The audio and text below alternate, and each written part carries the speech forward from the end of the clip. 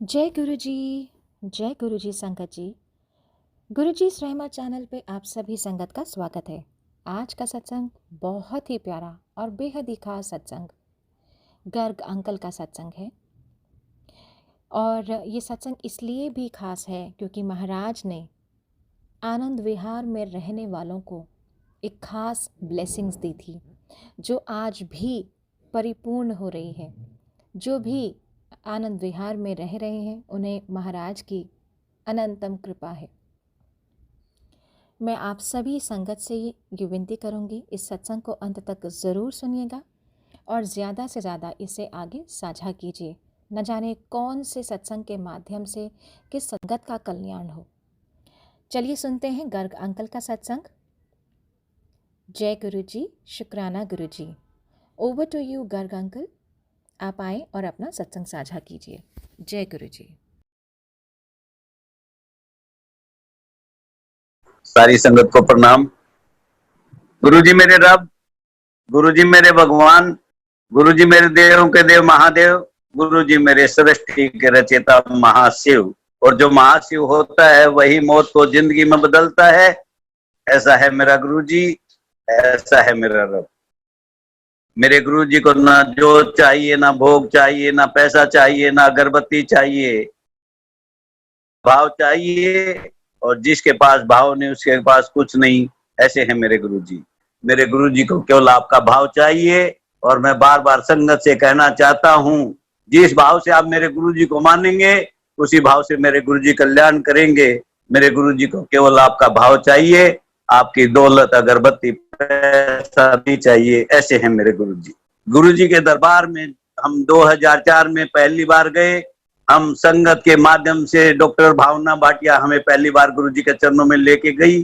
जैसे मैंने गुरु जी के मत्था टेका, गुरु जी ने पूछा किधरों आए ने, तो भावना भाटिया आंटी ने बोला कि गुड़गांव से श्री राम हॉस्पिटल। गुरु जी ने कहा कि तुसी आंदे रहो। मुझे पंजाबी नहीं आती थी और आज मैं दावे के साथ कह सकता हूँ गुरु जी ने मुझे पंजाबी भी सिखाई। गुरु जी अक्सर 3 चीजें ही बोलते थे। किसी को कहते थे कि तुसी तुहाडा कल्याण कीता, तो उसका कल्याण हो गया। किसी को बोलते थे जाओ ऐश करो, वो ऐश करता रह गया। और मेरे जैसे नालायक को बोला था कि तुसी आंदे रहो। मुझे उस टाइम मीनिंग नहीं मालूम था कि उसका मीनिंग क्या है, लेकिन आज मैं दावे के साथ कहता हूँ, क्योंकि जैसा कि अब आपने शब्दों में सुना होगा कि बिन बोलिया सबकी जानदा किस आगे करे अरदास। गुरु जी ने मुझे बोला कि आंदे रहो। आज मैं बता सकता हूं कि उसका मीनिंग क्या था। आंदे रहो, पांदे रहो और अपना भांडा मंजवांदे रहो।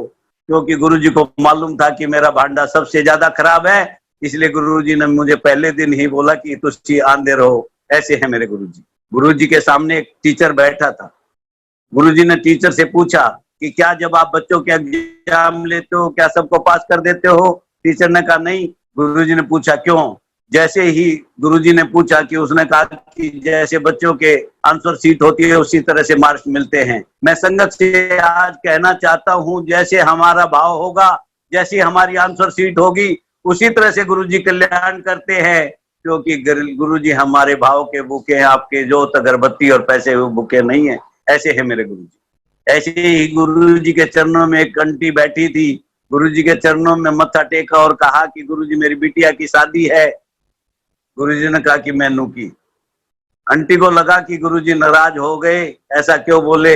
अपनी गद्दी अपनी सीट पे आके बैठ गई। 15-20 मिनट बाद फिर जाके मत्था टेका और कहा कि गुरुजी मेरी बिटिया की शादी है। गुरुजी ने फिर यही बोला कि मैनू की। आंटी को लगा कि आज गुरुजी नाराज हैं, लेकिन भगवान कभी किसी से नाराज नहीं होता। तीसरी बार गई, गुरुजी को बोली कि गुरुजी आपकी बिटिया की शादी है। गुरुजी ने कहा कि तेनू की। हम मेरा मेरा करते हैं तो कुछ नहीं पाएंगे। हम कहेंगे कि गुरुजी तेरा तो न जाने क्या लेके चले जाएंगे। ऐसे हैं मेरे कि हमें गुरुजी ने हमें अपने बहम और अहम से दूर रखा। जहाँ अहम होगा मेरे गुरुजी नहीं होंगे। क्योंकि आपने देखा होगा आज रावण और कंस भी दुनिया में नहीं है, क्योंकि जहाँ अहंकार होगा वहां मेरे रब का मिलन नहीं होगा। तो मैं संगत से कहना चाहता हूँ कि मेरे गुरुजी के दरबार में जब जब आए, सबसे पहले भाव और दूसरा अहंकार का त्याग।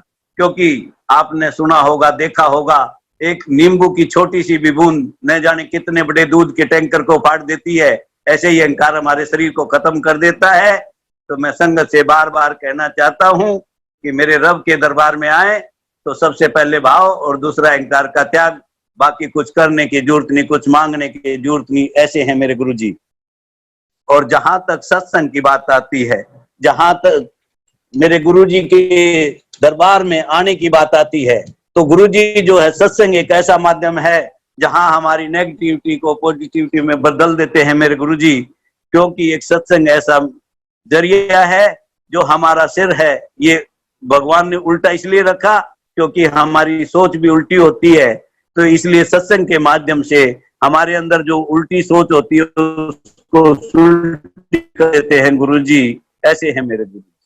और ये वो दरबार है जहां कोई भी संगत खाली नहीं जाती, चाहे वो कोई भी किसी तरह का संगत हो, चाहे वो कुछ ना कुछ लेके जाता है। क्योंकि आपने देखा होगा किसी को गुरुजी 16x16 256 देते हैं, किसी को 16+16 32 देते हैं। खाली इस दरबार में कोई नहीं जाए। मैं बार बार संगत से कहना चाहता हूँ 16x16 यानी कि 256 हमारी अपनी संगत में ही 256 वाले भी हैं और 16+16 32 वाले भी हैं। क्योंकि गुरुजी भाव के हिसाब से उसको जो कल्याण करते हैं, उसी संगत में 256 भी देते हैं और उसी संगत में 32 भी देते हैं। तो मैं संगत से कहना चाहता हूं कि मेरे गुरुजी के दरबार में आने के बाद गुरुजी खाली नहीं जाने देते, लेकिन जैसा आपका भाव होगा उसी तरह से गुरुजी कल्याण करते हैं। ऐसे है मेरे गुरुजी। जब 2004 में हम गुरुजी के पास आने लगे तो हमने देखा कि ये साक्षात रब हैं। तो हम गुरुजी के पास अक्सर चारों दिन जाते थे और सिंगला अंकल ने एक दिन हमें बोला कि आप मुंह उठाते और चले आते हो। तो एक एक दिन हमें मिला कि भी आपको एक दिन आना है। तो पहले दिन तो हमें बुरा लगा, लेकिन मैं संगत से कहना चाहता हूं कि जैसे सेवादार कहे वो गुरुजी का ही हुक्म है, उसको जरूर माने। यदि हमें एक दिन मिलता है तो एक दिन ही मंदिर आए, क्योंकि सेवादार में भी गुरुजी हैं और संगत में गुरुजी हैं। ऐसे हैं मेरे गुरुजी। फिर उसके बाद आंटी जाने लगी। फिर उसके बाद आंटी को भी गुरुजी के जाने के बाद कुछ ऐसे पारिवारिक समस्याएं थी जो खत्म हो गई, और गुरुजी के बारे में जाने के बाद भाव बढ़ता चला गया। और भाव बढ़ने के बाद गुरुजी के दरबार में हम अपनी बड़ी भाभी को लेके गए। तो भैया और भाभी के यहाँ 3 बच्चे हैं और तीसरे नंबर का बच्चा जन्म के 2 साल बाद आंखों से अंधा हो गया। तो हमने लगा कि मेरे गुरुजी का दरबार साक्षात रब है।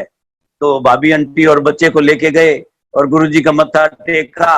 और जैसे ही मत्था टेका, गुरुजी ने फिर यही पूछा किधरों आए ने। भाभी आंटी ने बोला आनंद विहार।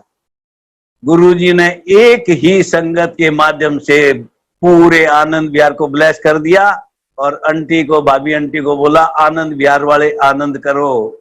ऐसा है मेरा गुरुजी, एक संगत के माध्यम से पूरे आनंद विहार को ब्लेस कर दिया।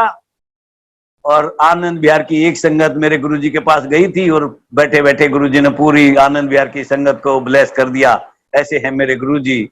तो मैं बार बार संगत से कहना चाहता हूँ, ये राम राज्य आप यदि देखना चाहते हैं तो राम राज्य देख सकते हैं। भाटी माई राधा स्वामी गेट नंबर 5 के सामने शिवनगरी, जहां एक थाली में IAS IPS मजिस्ट्रेट PN और मंत्री, जहां कोई जात और पात नहीं, जहां कोई छोटा और बड़ा नहीं, जहां कोई अमीर और गरीब नहीं, जहां कोई VIP गेट नहीं, जहां कोई VIP ट्रीटमेंट नहीं, सबको एक नाम से पुकारा आंटी, अंकल और आंटी। ये किसने?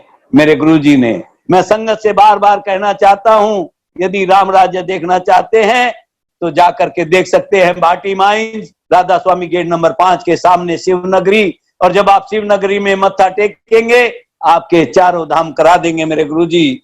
ऐसे है मेरे गुरुजी। फिर उसके बाद बच्चे से मत्था टेकवाया और गुरुजी से अरदास की कि महाराज इस बच्चे के आंखें नहीं हैं, इसे आंखें दे दो। 31 मई 2007 को मेरे गुरुजी ने चोला छोड़ दिया। और चोला छोड़ने के बाद हम मंदिर में जाते, लगता था कि अब क्या होगा, शायद इस बच्चे की आंखें आएंगी नहीं। लेकिन जिसके ऊपर तू स्वामी सो दुख कैसा पावे, ये शब्द हम सुनते तो मन में आशा थी कि गुरुजी हर चीज देंगे। एक विश्वास। 2009 में उस बच्चे की शादी हो गई। उसके कुछ समय बाद घर में 2 मेल बेबी आ गए। फिर उसके कुछ समय बाद मार्च के महीने में 2015 में गुरुजी ने फिर 2 मेल बेबी डिलीवर किए घर में, यानी कि 4 बच्चे आ गए। तो मांगने गए थे 2 आंखें, गुरुजी ने 8 आंखें दे दी। जैसा कि हम सुनते हैं कि मांगते हैं फूल दे देता है गुलदस्ता, और मांगते हैं गुलदस्ता तो दे देता है बगीचा। ऐसे है मेरे गुरुजी। क्योंकि आपने डिक्शनरी में एक वर्ड पढ़ा होगा, इम्पॉसिबल। मैं संगत से कहना चाहता हूं, मेरे गुरुजी ने संगत इम्पॉसिबल के 3 टुकड़े किए। I am possible. यदि दुनिया में कोई सुप्रीम पावर है, यदि दुनिया में कोई सृष्टि का रचेता है, यदि दुनिया में कोई मौत को रिराइट कर सकता है, वो है मेरा गुरुजी। क्योंकि मौत को जिंदगी में बदल सकता है तो केवल और केवल मेरा गुरुजी। ऐसा है मेरा रब। ऐसे ही 31 मार्च 2013 को आपके चंडीगढ़ में सत्संग था, और मैं जमुना पार से और आपके साउथ दिल्ली से, करोल बाग से और आपके राजौरी गार्डन से 4 बस ले जाने का मौका मिला। सोनीपत बॉर्डर पे जाकर के उनका टोल टैक्स और वो जो है पंजाब का टैक्स कटवाना था, और 4 बस जाकर के रुक गई। एक बस से 12 आंटी, जिसमें सिमी आंटी और आपकी पायल आंटी और 10 संगत और थी, उन्होंने उतर के बोला कि हाँ अंकल, हम इस बस में नहीं जाएंगे। मैंने पूछा क्यों? उन्होंने कहा ये तो डीटीसी से भी ज्यादा खराब है। उस टाइम हमारे पास कोई अल्टरनेट नहीं था, ना हम बस बदल सकते थे। मैंने आंटी को बोला कि आंटी अब मैं कुछ नहीं कर पाऊंगा, लेकिन इतना कर सकता हूँ, जिस बस में मैं बैठा हूँ उसमें से 12 संगत उतार के आप इस बस में बैठ जाओ और हम दूसरी बस में बैठ जाएंगे। उन्होंने स्वीकार किया, क्योंकि गुरुजी को पता था कि गुरुजी का संगत है। यदि संगत को अब यदि वापिस जाना पड़ा तो संगत परेशान हो जाएगी। तो उस बस को हमें गुरुजी को जो है चंडीगढ़ जाने लगे। सुबह 7:30 बजे जिस बस में हम बैठे थे उस बस में एक्सीडेंट हो गया, और उस बस में 50 और 51 संगत थी। 1.5 घंटे बाद उस बस को क्रेन से उठाया गया, और वही बस हमें चंडीगढ़ लेके गई और चंडीगढ़ से वापस दिल्ली में लेके आई। गुरुजी ने संगत का तो कल्याण किया ही किया, क्योंकि गुरुजी के दरबार में संगत जाती है, लंगर खाती है। गुरुजी का लंगर के साथ साथ हम संगत के अंदर, हर संगत के गले में गुरुजी का लॉकेट होता है। गुरुजी ने पूरी संगत को जो है एक भी जिंदगी में किसी को मौत नहीं आने दी, और साथ में उस बस का भी कल्याण किया जो चलने की हालत में नहीं थी। ऐसा कौन कर सकता है? केवल और केवल मेरा गुरुजी। क्योंकि इम्पॉसिबल को पॉसिबल कर सकता है तो केवल और केवल मेरा गुरुजी। ऐसा है मेरा गुरु। मेरे गुरुजी के जाने के बाद मैं बार बार संगत से कहना चाहता हूँ, अहम और बहम से दूर रहें। क्योंकि मेरी आंटी जब जब गुरुजी के पास जाती थी तो व्रत रखती थी, तो बोलती थी मैं जाकर के ना घर में कुट्टू का आटा खाऊंगी, व्रत घर में जाके तोड़ूंगी। तो मैंने एक दिन आंटी को बोला कि आप यदि मंदिर में आती हो तो मंदिर किसका है? कहती है गुरुजी का। तो गुरुजी क्या है? कहती रब। मैंने कहा आप फिर जो है गुरुजी के पास आती हो, गुरुजी के लंगर खाती हो, और गुरुजी का डिवाइन प्रसाद इसको के आटे का, कुट्टू का आटा खाएंगी, तो इससे अच्छा आप मंदिर आना बंद कर दो, या गुरुजी के जो है रहने के बाद, यहाँ आने के बाद आप जो है ये व्रत वगैरह बंद कर दो। एक समय आ गया कि व्रत भी बंद कर दिए, और यदि व्रत रखती है तो जा करके लंगर गुरुजी के खाती है। क्योंकि या तो हमारे अंदर कमी है, और यदि हमारे अंदर कमी नहीं है तो जब हम मंदिर जाते हैं तो जिससे हम डिवाइन प्रसाद कहते हैं, और उस डिवाइन प्रसाद से मौत को जिंदगी में बदल देते हैं। तो ऐसे है मेरे गुरुजी। तो मैं संगत से कहना चाहता हूं कि मेरे रब के दरबार में आए तो बहम का त्याग करके आए, क्योंकि जहां बहम होगा वहां गुरुजी का मिलन नहीं होगा। और दूसरा मैं कहना चाहता हूं कि गुरुजी के दरबार में कोई मीडिएटर की जरूरत नहीं है। ऐसे ही गुरु बगैर संगत और संगत बगैर गुरु किस काम का? क्योंकि यदि कोई भी संगत मंदिर में जा करके किसी मीडिएटर के थ्रू बात करती है तो उसको डायरेक्ट कनेक्शन की जरूरत है। गुरुजी के दरबार में किसी मीडिएटर की जरूरत नहीं है। ऐसे हैं मेरे गुरुजी। गुरुजी के दरबार में जब हम जाते हैं तो हमें सबसे पहले गुरुजी चाय प्रसाद देते हैं, फिर उसके बाद आपको जो है सबक सुनने को मिलता है, फिर लंगर देते हैं। तो इसी तरह से गुरुजी के दरबार में जब जब आप जाएं तो चाय प्रसाद को जूठा ना छोड़ें। ऐसे ही आप जो है शब्दों को सुनेंगे, और चाहे आपको ध्यान लगे ना लगे, लेकिन आपका कल्याण उन शब्दों में ही है, उस शब्दों में ही बहुत कुछ ऐसी चीजें मिल जाती हैं जो हमें डे टू डे परेशानियां आती हैं, उस शब्दों से ही कल्याण करते हैं। और तीसरा, जो लंगर मिलता है, लंगर खाने के बाद, लंगर चखने के बाद उसको कुर्ला हम इसलिए नहीं करते हैं ताकि उसका एक कण भी हमारे अंदर से बाहर ना आ जाए, क्योंकि उस कण के अंदर भी ऐसी कृपा है, वो डिवाइन प्रसाद है। तो मैं संगत से कहना चाहता हूं, उसको जूठा ना छोड़ें और लेने के बाद, ग्रहण करने के बाद उसमें कुर्ला ना करें, क्योंकि उस कुर्ला करने में एक कण भी यदि जाता है तो उसमें भी हमारी जो गुरु जी की कृपा है वो कम हो जाएगी। तो संगत से बार बार अनुरोध करूंगा कि वो संगत किसी तरह, और मैं गुरु जी का ऐसे ही, आपकी 20 मई 2015 की बात है, मुझे एक सिलवासा में फैक्ट्री ली थी और मैं मटक मटक के चल रहा था। तो जैसा कि शब्दों में सुनते हैं कि जो मांगे ठाकुर अपने से सोई सोई देवे, तो मैंने 15 मिनट पहले गुरुजी से मांगा कि गुरुजी सानू पैसा मत देना, लेकिन मेरी चाल में कभी कमी नहीं आने देना। 15 मिनट बाद एक अर्जुन भाई, व्यापारी भाई आया और उसने कहा कि मैं आज गाड़ी जब भेजूंगा, जब आपकी मैं मशीन देख लूंगा, नहीं तो आप लोग क्या करते हो कि गाड़ी वेटिंग में डाल देते हो, लेबर वेटिंग में डाल देते हो, मैं गाड़ी पहले सामान दिखाओ। तो मैं उसको 25 फुट हाइट पे तीसरी मंजिल पे ले गया और न जाने गुरुजी की कृपा से कौन सी खुशी थी, मैं अंधा हो गया और 2x2 की डक्टी में मेरे पैर चले गए और मैं नीचे 25 फुट गिर गया और मुझे डॉक्टर के लेके गए। 90 मोमडन मेरे साथ काम करते थे, उन्होंने मुझे गिरते हुए देखा, डॉक्टर ने इलाज किया, डॉक्टर ने देखा मेरे वहां पे कोई सिंगल हेयरलाइन फ्रैक्चर भी नहीं था। रात को मेरी आंटी को पता लगा कि मैं 25 फुट हाइट से गिर गया, घर में आंटी रोने लगी। मैंने व्हाट्सएप पे चल के दिखाया, वीडियो कॉल करके दिखाया, आंटी को विश्वास नहीं हुआ और कहती है कि मैं आपके सिलवासा में आऊंगी। मैंने उससे हाथ जोड़े, पैर पकड़े, टेलीफोन पे वायदा किया कि मेरे को कुछ नहीं हुआ है, गुरुजी की कृपा से मैं बिल्कुल ठीक हूँ। लेकिन आंटी रोते रोते नहीं मानी। मैंने इनके भाई जो साले साहब को टेलीफोन किया, उसको मैंने बोला कि भी 24 तारीख की मेरी फ्लाइट है, 4 दिन में मेरा कोई बदलाव नहीं होगा, जो चोट है जैसे भी है वैसे ही रहेगी, 4 दिन में कुछ चेंज नहीं होगा। और मैं 24 तारीख को फ्लाइट से आया। घर में 2 पोते, जो मैंने अभी बताया कि घर में जो है गुरुजी ने ट्विन दिए थे, और कुआ पूछ था, 2.5 घंटे डांस किया। ऐसा है मेरा गुरुजी की जो ऊपर से गिराया और चोट नहीं लगने दी और 2.5 घंटे डांस कराया, ऐसा कौन कर सकता है? केवल और केवल मेरा जी। केवल आपके भाव की जरूरत है, आपके जो है विश्वास की जरूरत है, आपको कुछ करने की जरूरत नहीं है।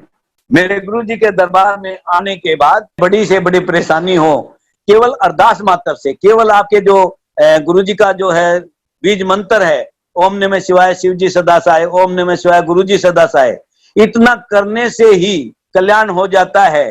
क्योंकि मेरे बच्चे को मौत आ गई, मेरे बच्चे को महाराजा उग्रसेन के डॉक्टरों ने 95% मोर्टिलिटी सफेद कपड़े में लपेट के देना बाकी था, और मैं वहां पे रोता था। Platelet count 8000 with internal bleed, with ARDS, with pneumonitis, और मैं अरदास करता था कि गुरुजी अब मेरे पास कुछ नहीं है। मैं रोता था, एक स्वरूप को गुरुजी के जो जेब में रखते हैं आंसुओं से नहला दिया, और गुरुजी से कहता था कि गुरुजी मेरे पास केवल आंसुओं के अलावा आपको देने के लिए कुछ नहीं है, वक्त आएगा तो दूध से नहला दूंगा, लेकिन आज मैं यही दे सकता हूँ। देखते देखते बच्चा ऑक्सीजन बाईपैप वेंटिलेटर पे चला गया। जैसे ही वेंटिलेटर पे गया, उससे पहले उसका चेस्ट एक्सरे हुआ, उसकी अगले दिन रिपोर्ट आई, और जैसे ही रिपोर्ट आती है, डॉक्टर मान जो है राउंड पे आते हैं तो कहते हैं कि इसके फेफड़ों में पानी भर गया है, अब जो है ये सरवाइव नहीं करेगा। और मैं फिर जमीन पे माथा डाल के रोया और गुरुजी से अरदास की कि गुरुजी किसी तरह से इस बच्चे को जिंदगी दो। तो मैं जो शिव गुरुजी का जो आपका बीज मंत्र है, उसकी महिमा, इधर मंदिर में जो है अपने सेवादार अंकल, सूद अंकल, जब शब्द चलता था तो कोने में ले जाकर के कहीं मंत्र जाप मोबाइल ऑन कर देते थे और उधर हम बच्चे के कान में लगा देते थे, और देखते देखते 13 दिन बाद केवल मंत्र जाप उसके कान में सुनने मात्र से 13 दिन बाद वेंटिलेटर हट गया, और गुरुजी सपने में आए पीले चोले के अंदर, और बच्चे को कहते हैं जाओ तेरी थे लोड़नी। उस बच्चे ने जब कभी पंजाबी सीखी नहीं, कभी बोली नहीं, सुबह जो है जब वेंटिलेटर हट जाता है तो बोलता है कि पापा आज गुरुजी सपने में आए थे और कहते तेरी इथे लोड नहीं, दौड़ जा। तो डॉक्टर मान आकर के देखे कि कहते हैं कि डॉक्टर गर्ग बच्चा कहाँ है? मैंने कहा यही, क्योंकि बच्चे का जब वेंटिलेटर लगा था मुंह फूला हुआ था, बच्चे को पहचान नहीं पाए, और जब वेंटिलेटर हट गया तो बच्चे का मुंह सुकड़ के छोटा सा हो गया, तो वो पहचान नहीं पाए कि रमन गर्ग कौन है। तो मैंने कहा यही रमन गर्ग। उन्होंने कहा दिस इज टोटली मिरेकल। ये डॉक्टर मान की वर्डिंग थी। मैं कहता हूं ये मिरेकल नहीं, ये गुरुजी की कृपा थी, क्योंकि जिसके ऊपर तू स्वामी सो दुख कैसा पावे, तेरे सेवक को भोंकू सुनाई यम ना वे नेड़े। जहां मौत को रीराइट कर दे, जो मौत को जिंदगी में बदल दे, उसको कहते हैं गुरुजी। ऐसा है मेरा गुरुजी। फिर उस बच्चे की जो है शादी हुई। 8 महीने तक लड़की से बातचीत, लड़के के परिवार से बातचीत, लड़की के घर वालों से बातचीत चलती रही, लेकिन 8 महीने तक कोई प्रोग्राम नहीं बना। लेकिन एक समय आया, 8 महीने में वो रिश्ता बन गया। 5 दिसंबर 2012 को शादी फिक्स हो गई। 4 दिसंबर 2012 को मेरे घर में मौत आ गई। मेरा भांजा जो एक्सपायर हो गया। मैं और मेरी आंटी बेड पे रो रहे थे। मैंने अपने रब से कहा कि गुरुजी आज मेहंदी की रात है, कैसे मनाएंगे? गुरुजी ने एक छोटे से मन के भाव से बदल दिया कि आज मेहंदी की रात है, मेरे सबद चला देना। मैं संगत से भी कहना चाहता हूं, जिसके घर में मौत आ जाए वहां मीठा वितरण नहीं हो सकता, लेकिन मेरे रब ने मौत के आने के बाद भी मेहंदी की रात सत्संग के रूप में बनवा दी, और गुरुजी का जो हम कड़ा प्रसाद कहते हैं उसको मीठे के रूप में वितरण कराया। सारी संगत ने जो घर में आई थी, जो रिश्तेदार आए थे, आज तक किसी ने नहीं पूछा कि आपके घर में मौत आ गई और आपके घर में मीठा वितरण क्यों हुआ, क्योंकि वो गुरुजी का सत्संग के रूप में गुरुजी ने जो नियर डियर आए थे, आंटियां आई थी, सबने मेहंदी हाथों में लगवाई। तो मुझे आज भी वो विश्वास नहीं होता कि ऐसी रात कहाँ थी जो मौत को जो है, जहां घर में मौत हो जाए उसको मेहंदी की रात में बदल दिया। ऐसा कौन कर सकता है? केवल और केवल मेरा गुरुजी। उसके बाद 5 तारीख की शादी का समय आ गया। बच्चे को 5 बजे तिलक होने लगा, जिसको आप कहते हैं मांडा। गुरुजी ने मन में डाला कि तूने एक वायदा किया था कि दूध से नहला दूंगा।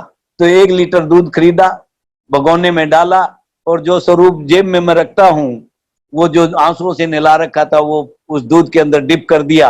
आप 40, 45, 50 रुपए के दूध, 1 लीटर दूध के मात्र से केवल मेरा रब मान गया। तो ऐसा रब कहाँ मिलेगा जो आपके 50 रुपए के दूध से मान जाता है? ऐसा रब मिलेगा भाटी माइंस, राधा स्वामी गेट नंबर 5 के सामने, शिवनगरी की। हम बातें करते हैं करोड़ों की, लेकिन आपने केवल एक भाव से यही कहा था कि गुरुजी मैं आपसे दूध नहला दूंगा, वक्त आएगा तो फिर उसके बाद शादी हो गई। शाम को गुरुजी ने ऐसी कृपा करी, आप साक्षात जो संगत वहां गई थी, जब गुरुजी ने जयमाला हुई तो सब ने गुरुजी की जो है प्रतिमा पर फूल चढ़ते हुए देखा, फूल गिरते हुए देखा, और देखा कि साक्षात रब आपके बच्चे की जयमाला करवा रहे हैं।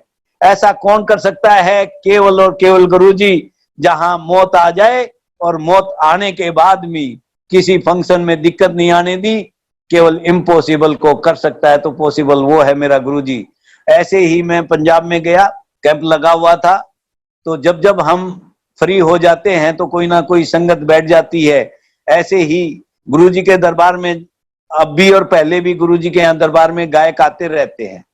तो पंजाब से एक बारी गायक आए थे, गुरुजी के बड़े मंदिर में फंक्शन था, बड़ा फंक्शन था, और उस फंक्शन में वो गायकों ने वहां पे भंगड़ा किया। और अगले दिन जाने का जब समय आया तो गुरुजी से हम मत्था टेक करके इजाजत लेते हैं कि गुरुजी अब जाना है, तो गुरुजी इशारा करते थे जाओ, लेकिन कुछ संगत को गुरुजी रोक लेते हैं, पहले भी और आज भी। तो उन गायक जितनी भी वो मंडली थी, उनमें से सबसे पूछा गया कि भी कौन यहाँ रहना चाहता है। किसी ने कहा कि गुरुजी मेरा बच्चा बीमार है, किसी ने कहा कि मेरी खेती बाड़ी है, किसी ने कहा कि मेरा परिवार है, कोई पीछे नहीं दे सकता।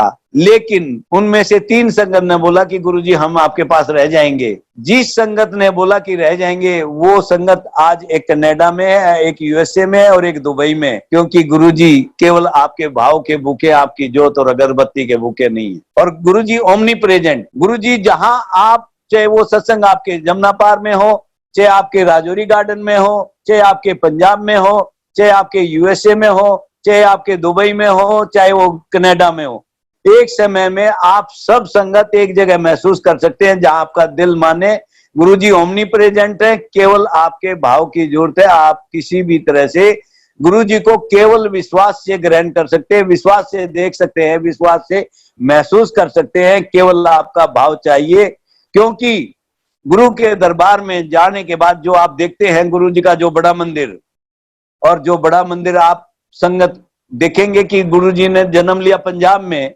और गुरु जी ने बड़ा मंदिर बनवाया दिल्ली में। क्योंकि जब गुरु जी फिजिकल में थे, एम्पायर स्टेट में बैठते थे, तो अक्सर कहा करते थे सबसे ज्यादा गंदी संगत है दिल्ली वाली।